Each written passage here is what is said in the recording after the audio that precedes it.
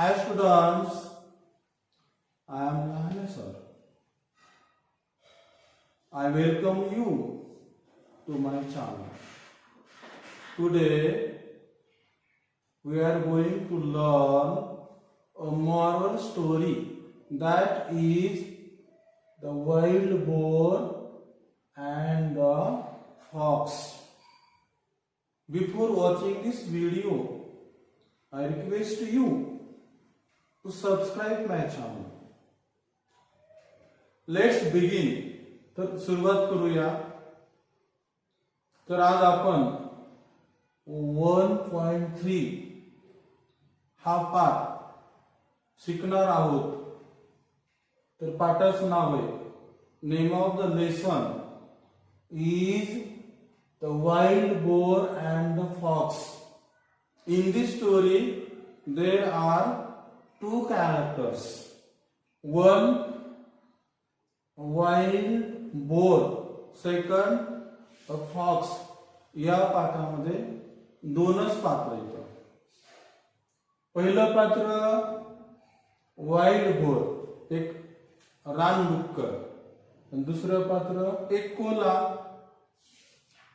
Try to understand, listen carefully, काळजीपूर्वक ऐका. दोनच पात्र महत्वाची. This is a moral story. ही कसली कथा आहे तर बोध कथा आहे.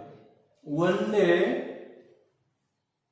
Bye a wild boar was sharpening his tusk against the bark of a tree. आता इथं शार्पन शब्द आलाय. शार्प ऍडजेक्टिव्ह आहे आणि शार्पन काय आहे, वर्ब आहे. तर एके दिवशी एक रानडुक्कर त्याचे जे सुळे आहेत ते झाडाच्या सालेवर असं घासत होतं किंवा त्या सुळ्यांना ते धार लावत होतं. धार लावणे म्हणजे टोकदार करणे. म्हणजे एक रानडुक्कर आपल्या सुळ्यांना झाडाच्या सालीवर, म्हणजे खोड्यांच्या सालीवर त्याच्या सुळ्यांना ते धार लावत होतं. He was doing it very carefully. Who was doing very carefully? A wild boar was doing it very carefully. ते जे काम होतं ना, ते काम ते खूप काळजीपूर्वक करत होतं. कोण? कोल्हा नाही, नीट लक्ष द्या, रानडुक्कर. कोणतं काम? सुळ्यांना धार लावण्याचं काम. A fox lived in the same forest. आणि त्या जंगलामध्ये एक कोल्हा राहत असते. He was always looking. The fox was always looking for a chance to make fun of other animals in the forest. तो कोल्हा काय करत असते? नेहमी एक संधी शोधत असते. चान्स म्हणजे संधी. कोणती संधी? To make fun of other animals in the forest. जंगलातल्या इतर प्राण्यांना चिडवायचं, त्यांची टिंगलटवाळी करायची, याची संधी कोल्हा शोधत असते. We know that the fox is very clever. आपल्याला माहिती की कोल्हा हुशार आहे. मग कोल्ह्याने पुढे काय केलं? Wien or as soon as the fox saw the wild boar, he decided to tease him. Tease means चिडवणे. शब्द पाठ करत चला. आता जेव्हा कोल्ह्याने पाहिलं, रानडुकराला पाहिलं, तेव्हा कोल्ह्याने ठरवलं की आपण काय करायचं? रानडुकराला चिडवायचं. He decided to tease the wild boar. ते कोल्ह्याने ठरवलं आपण काय करायचं? आज त्या रानडुकराला चिडवायचं, त्याची जरा मजाच करायची. He began to walk around the tree. How? Looking left and right, up and down. मग कोल्ह्यानं काय सुरुवात केली बघा. कोल्ह्यानं लगेच झाडाच्या सभोवताली असे फिरायला सुरुवात केली. चालायला सुरुवात केली. पण कशी? एकदा डावीकडे बघायचं, एकदा उजवीकडे बघायचं, एकदा वर बघायचं, एकदा खाली बघायचं. But the wild boar didn't pay any attention to him.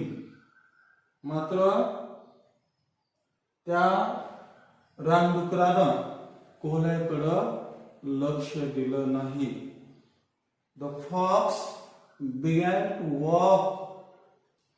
The fox began to act as if he was scared. He was frightened. तर कोल्ह्यानं कशी सुरू म्हणजे ऍज इफ चा अर्थ जणू काही म्हणजे कोल्ह्याने थोडं संघर्ष केलं, थोडं ढोंग केलं, म्हणजे भीती वाटल्यासारखी, म्हणजे काहीतरी संकट आलंय, एखादा कोणीतरी शत्रू आलाय असे त्यांनी म्हणजे he was frightened, he was scared, म्हणजे कोल्ह्यानं असं भासवलं कुणाला, रानडुकराला, की आता कुणीतरी आलंय, काहीतरी संकट आलंय असं भिण्यासारखं दाखवलं. But the wild boar didn't pay any attention to him. परंतु रानडुकरानं थोडंही लक्ष दिलं नाही. He was working. तो त्याचं काम करत राहिला. At last, the fox said with a grin, why are you doing that? मात्र शेवटी कोल्ह्याने विचारलं.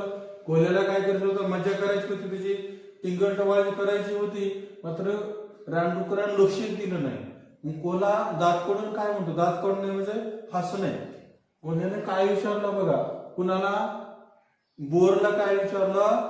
व्हाय आर यू डुईंग दॅट? तू असं का करत आहेस? तू तुझ्या सोळ्यांना धार का लावत आहेस? I tried very hard but I didn't see any enemy और डेंजर. बोला म्हणते, मी तर किती प्रयत्न केला, मला काही कुठला एखादा शत्रू दिसला नाही किंवा मला एखादं कुठलं संकट दिसलं नाही. तू असं का करत आहेस? True replied the bore. आणि त्या उत्तर दिलं, रानडुकरानं उत्तर दिलं, खरं बाबा म्हणलं, तुझं बरोबर आहे तुझं. Just now there may not be any danger. आणि रानडुकर म्हणते, खरंय तुझं, मात्र आता संकट नाही. परंतु but when it really comes there won't be any time to sharpen my task.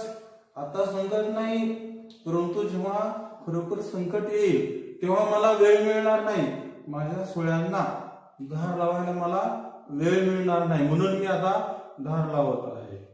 My weapons have to be ready for use them. माझे जे शस्त्र आहेत, माझे जे हत्यार आहेत, मला ते तयार ठेवावे लागतात. If I am not ready I will have to suffer. आणि ते रानडुकर म्हणते, मी जर तयारी नाही केली, मी जर तयार नाही झालो तर I will have to suffer. मला त्रास सहन करावा लागेल. What can we learn from this story? या गोष्टीपासून आपण काय बोध घेऊ शकतो? What is the moral of this story? या कथेचं काय तात्पर्य आहे? This story tells us that it is best to be prepared. Don't leave things to be done at the last minute. कथा काय सांगते आपल्याला? त्या कथेचं तात्पर्य काय? तर आपले जे काम आहे किंवा आपल्या कामाची आपण पूर्वतयारी करायला हवी. आणि कामाची पूर्वतयारी करणं किंवा तयार होणं कधीही उत्तम. आपले जे काम आहे ते शेवटच्या क्षणापर्यंत सोडू नका किंवा पुढे ढकलू नका. आज करायचं, उद्या करायचं असं पुढे ढकलायचं नाही. तर आता याच्यातून तुम्ही काय घ्यायचं? आता कुठलंही काम करत असताना आपल्याला प्लॅन करावं लागेल, नियोजन करावं लागेल. मग शेती असेल, व्यवसाय असेल, तुमचा अभ्यास असेल, समजा आता उद्या परीक्षा म्हणून तुम्ही आज आज आज तुम्ही समजा अभ्यास करायला सुरुवात केली, चालेल का? तुम्हाला पूर्वतयारी करावं लागेल, शाळेत दररोज जावं लागेल, क्लासेसला जावं लागेल, अभ्यास करावा लागेल, तुम्हाला सरांना शंका विचारावं लागते, मग तुम्हाला पूर्वतयारी करावं लागेल. मग ज्या दिवशी परीक्षा त्या दिवशी अभ्यास करायला चालेल का? नाही. म्हणून you should plan, you should act. तर हा पाठ तुम्ही घरी व्यवस्थित वाचा, आत्मसात करा. See you again.